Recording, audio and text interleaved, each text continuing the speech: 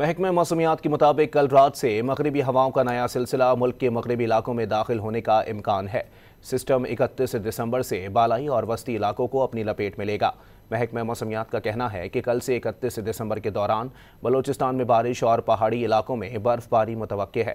کراچی سمیت سندھ کے مختلف علاقوں میں 30 دسمبر کو ہلکی بارش کا امکان ہے۔ 30 دسمبر سے 1 جنوری تک خیبر پختونخوا، گلگت بلتستان اور آزاد کشمیر میں بارش اور برف باری متوقع ہے۔ محکمہ موسمیات کے مطابق کل رات سے مغربی ہواؤں کا نیا سلسلہ ملک کے مغربی علاقوں میں داخل ہونے کا امکان ہے۔ سسٹم 31 دسمبر سے بالائی اور وسطی علاقوں کو اپنی لپیٹ میں لے گا۔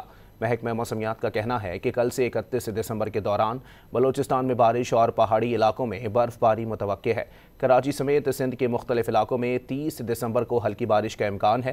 30 دسمبر سے 1 جنوری تک خیبر پختونخوا، گلگت بلتستان اور آزاد کشمیر میں بارش اور برف باری متوقع ہے۔